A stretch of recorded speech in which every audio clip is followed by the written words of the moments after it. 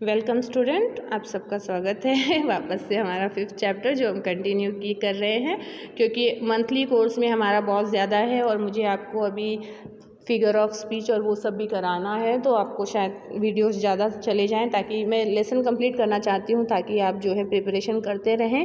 Course भी ज़्यादा है हमारा जिसे हमें कंप्लीट करना है। Okay, so let's start 4th paragraph. अब हमने कहाँ देखा कि होम्योपैथिक जो डॉक्टर है वो किस तरह से अपने कमरे में गया, सो नहीं पाता है, बाहर जाता है, बाहर भी उसे हवा नहीं मिलती है।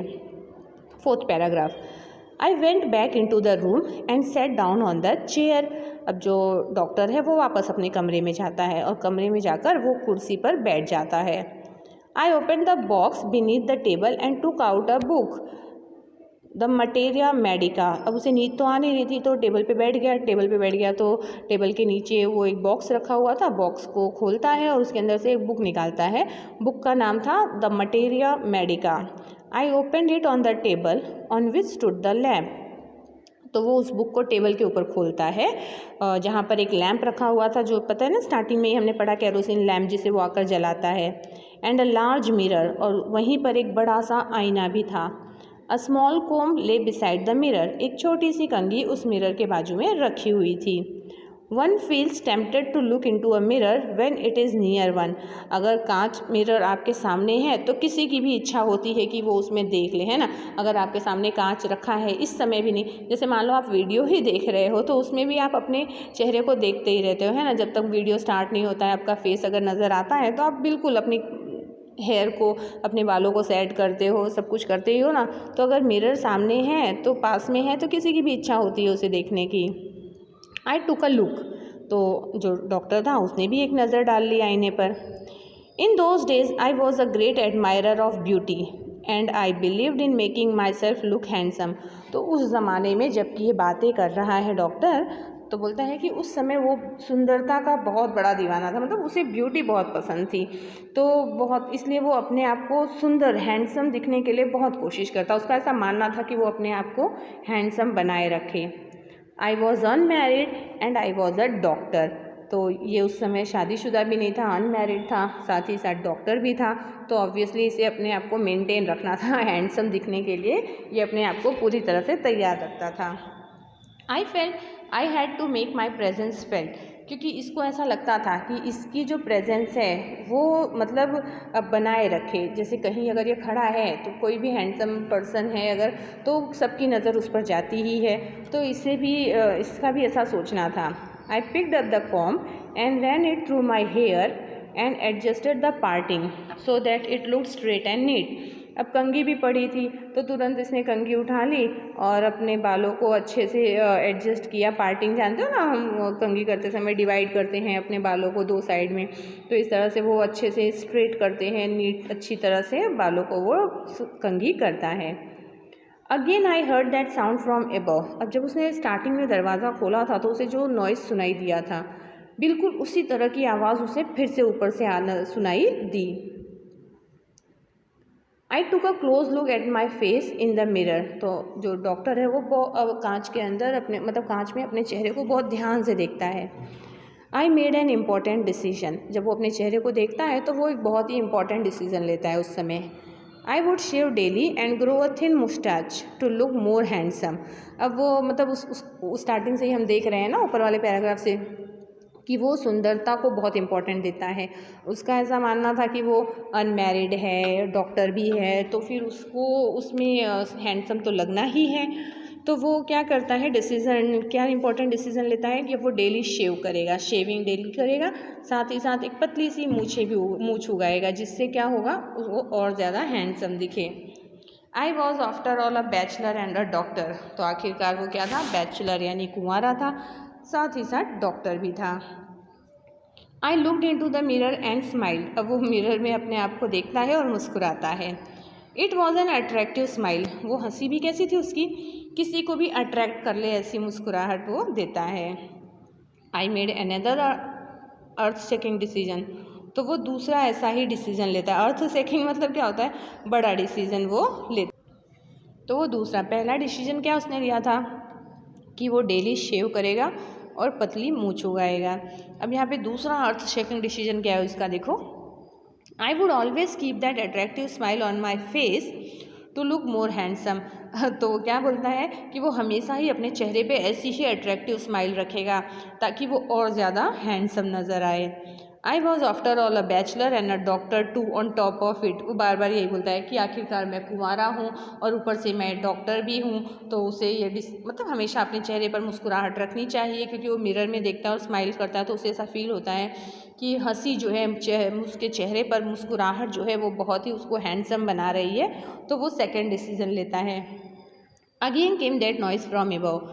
फिर ऊपर से वैसी ही आवाज़ आती है। 6th पैराग्राफ देखिए। I got up lit a bidi and paced up and down the room. तो ये मतलब उठ जाता है, एक बीड़ी जलाता है और ऊपर नीचे कमरे में देखता है। Then another lovely thought struck me. अब जब वो ऊपर नीचे नज़र डाल ही रहा था कि उसके दिमाग में एक और आइडिया, एक और थॉट आता है। I would marry. वो क्या डिसीजन लेता है कि वो शादी करेगा।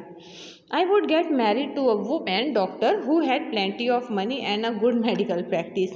तो वो सोचता है कि अब मुझे शादी भी करनी चाहिए, मैं शादी करूँगा।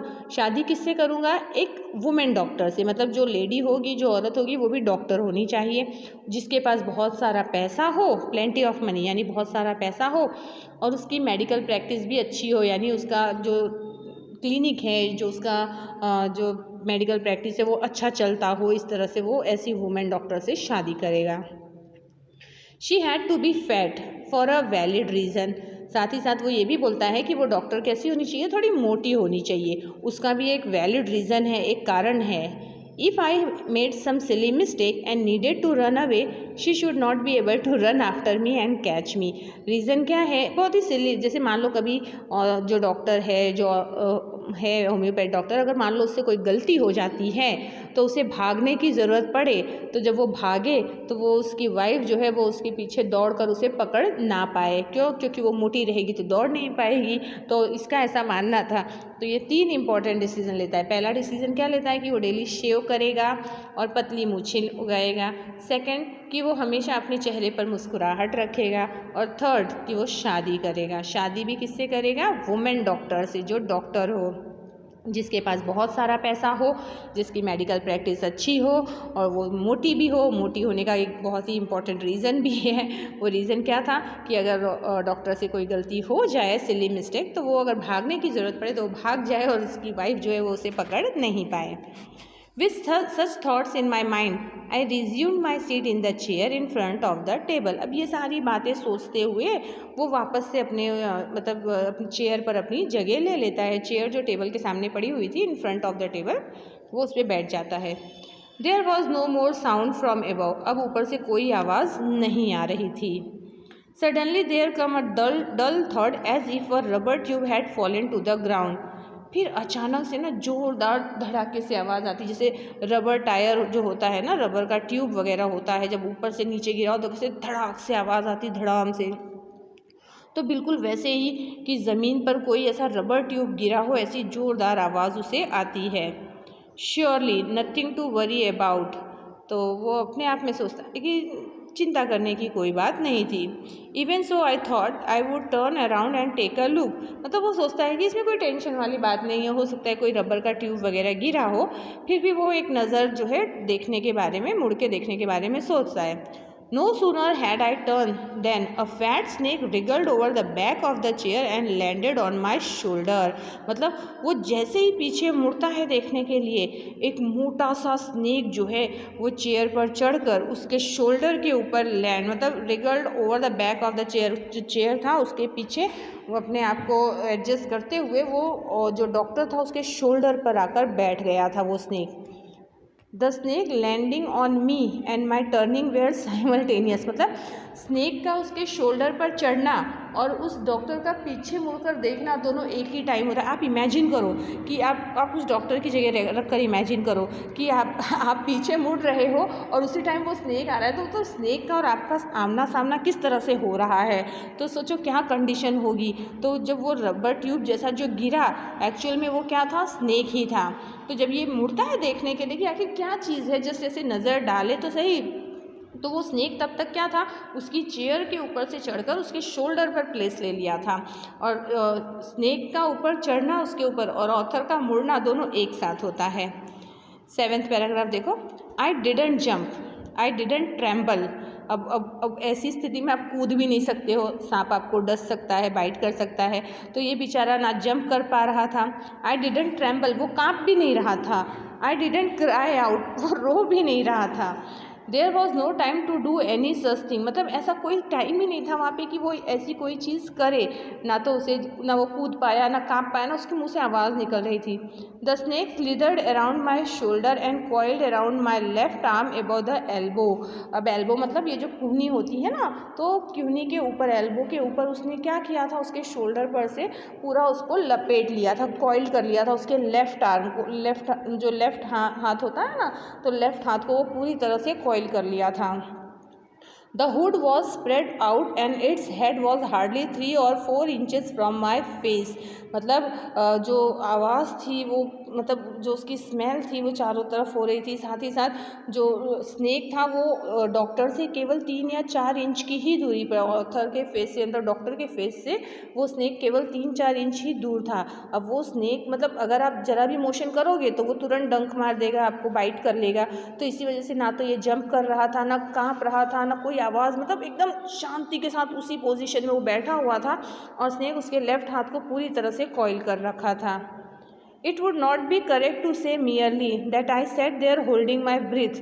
अब ये कहना गलत नहीं होगा, मतलब it could not be correct to say, मतलब ये सही नहीं होगा कि उसने अपनी सांसें रोक कर वहाँ पर वो बैठा हुआ था। I was turn to stone, वो पूरी तरह से पत्थर बन गया था। मतलब इस तरह इतना ज़्यादा वो डर भी गया था। साथ ही साथ प्रेजेंस ऑफ माइंड्स की, अगर वो कोई मोशन करता है तो हो सकता है स्नेक उसे बाइट कर ले, तो वो बिल्कुल बिना किसी मोशन के पत्थर बनकर बैठ गया था। But my mind was very active, लेकिन उसका दिमाग पूरी तरह से एक्टिव था। शरीर नहीं हिल रहा था लेकिन दिमाग पूरी तरह से चल रहा था। The door opened into darkness, दरवाज़ा जो है एकदम अंधेरे की तरफ खुला हुआ था। The room was surrounded by darkness, अब कमरे में भी अंधेरा था। In the light of the lamp I sat there like a stone image in the flash. अब कमरे में जो लाइट थी, उस लैम्प के लाइट में ऐसा लग रहा था जैसे वो पत्थर बनकर बैठा था। ऐसा लग रहा था कि पत्थरों का जो stone image in the flash, मांस फ्लैश यानी क्या होता है, जो मांस वगैरह शरीर पर होती है, तो उसके साथ कोई पत्थर जो है रखा हुआ है, इस तरह से वहाँ पे वो नज़र आ रहा था। I felt then the great presence of the creator of this world and this universe। अब उस समय उसे एहसास होता है कि उसके कमरे में जो है इस दुनिया का या इस ब्रह्मांड का, इस यूनिवर्स का एक बहुत ही बड़ा जो क्रिएटर है, उसकी उपस्थिति उसे अब उधर नज़र आ रही थी। गॉड वॉज देयर, भगवान वहाँ पे थे। Suppose I said something and he did not like it, तो मान लो अगर वो कुछ कहता और उस सांप को वो पसंद नहीं आता तो I tried in my imagination to write in bright letters outside my little heart the words oh God। तो वो मतलब इमेजिन कर रहा था कि वो जो है बड़े बड़े अक्षरों में लिख रहा है, बाहर लेटर लिख रहा है, अपने दिल से उसके शब्द निकल रहे हैं। क्या दिल से शब्द निकल रहे हैं? ओ गॉड, मतलब वो भगवान को याद कर रहा है। अब खुद ही सोचो ना कि किस तरह से स्नेक, वो भी आसपास नहीं, सीधा उसके ऊपर ही, और ऊपर भी कहाँ, उसके लेफ्ट हाथ को पूरी तरह से उसने लपेट रखा था उस स्नेक ने। तो बेचारे की क्या कंडीशन होगी, वो पत्थर बनकर बैठ गया था पूरी तरह से। There was some pain in my left arm. अब वो पूरा उसके जो लेफ्ट आर्म को वो लपेटा हुआ था, तो थोड़ा सा मतलब जो दर्द था वो उसके हाथ में दर्द बढ़ रहा था, क्योंकि पूरा स्नेक का वजन आ गया था ना उसमें, पूरा उसका जो वेट था पूरा उसके लेफ्ट आर्म में आ गया था, तो उसके लेफ्ट आर्म में दर्द स्टार्ट हो गया था। It was as if a thick leaden rod, no a rod made of molten fire was slowly but powerfully crushing my arm. तो यहाँ पे वो कहता है कि ये कुछ ऐसा था कि जैसे एक मोटा सा लेड का रॉड जो है, या ऐसा भी नहीं करेंगे, एक रॉड जो मॉल्टन फायर, आग से पिघला कर बनाया गया है, वो धीरे धीरे मतलब स्लोली लेकिन पूरी ताकत के साथ उसके हाथों को क्या कर रहा है, क्रश कर रहा है, यानी दबा रहा है।